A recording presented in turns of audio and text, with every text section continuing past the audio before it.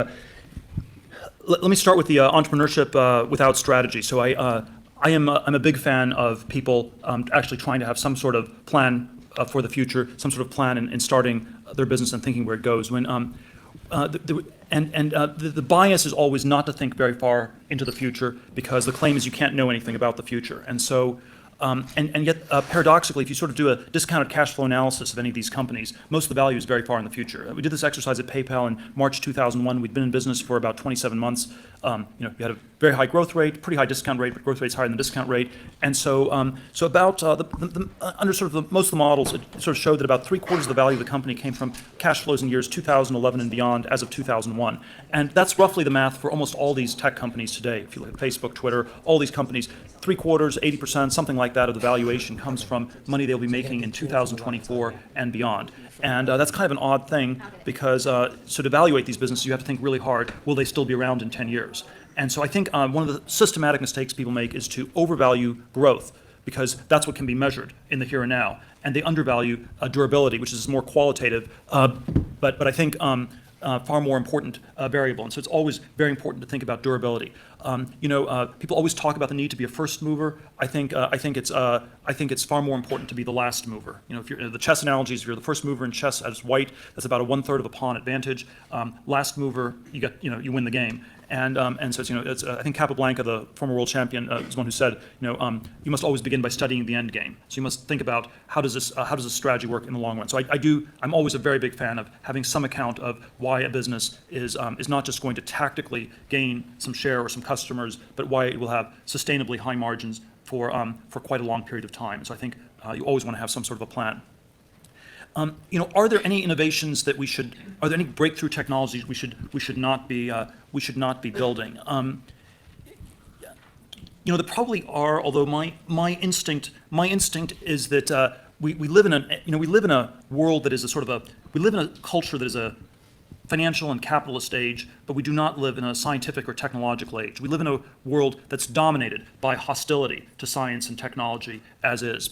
And this is true of most people in Western Europe, US, maybe throughout much of the rest of the world. It is true of people in government. It's true of the culture. It really dislikes science and technology as a starting point. And the easiest way to see this is if you just look at the Hollywood movies. They all show technology that doesn't work, that kills people, that's destructive and is terrible. And you can choose from a future that looks like The Matrix or the Terminator series or Avatar or Elysium. I watched the Gravity movie the other day. It was like you'd never want to go into outer space. You want to just be back on a muddy island on this planet somewhere. And I think this sort of extreme hostility to technology is somewhat exaggerated, somewhat unfounded.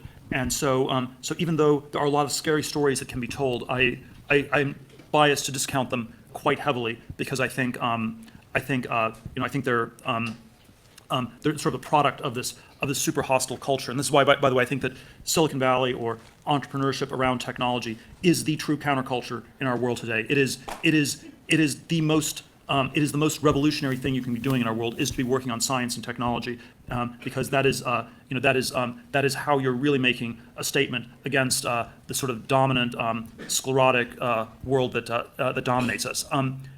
If I had to pick a technology, I suspect if you built computers that are smarter than humans in every way, that seems a little bit scary. Happen anytime soon, but certainly if you were able to build generalized AI, that would be an event comparable to extraterrestrials landing on this planet. And that's perhaps one where people understate it. They always frame the computer issue as an economic one. Will they take our jobs or something like this?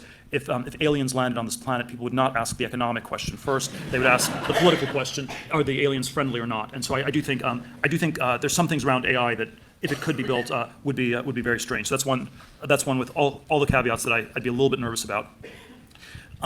The idea of a Gresham's law in science is that there's always this worry that we have all these sort of funding mechanisms where in many cases these scientists have been replaced by people who are nimble in the art of writing applications for government grants.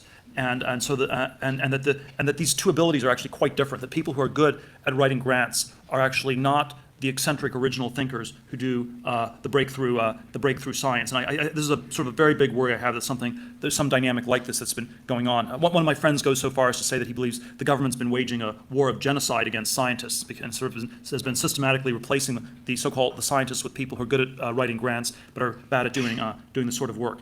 And there's obviously a version of this question in entrepreneurship as well, where are there people who are maybe just very good at pitching their companies and getting funding for their companies, but whose companies don't actually make sense? So are the great companies often started by people who maybe are somehow worse at explaining them, or something like that? And I do think there's a version of this, although on the business side, you always have this very tricky combination of a technology and a communication of a technology. And I'm still a very big fan of the two-person founding team, with one person being the scientific or technological person and the other person being the sales person, the business person.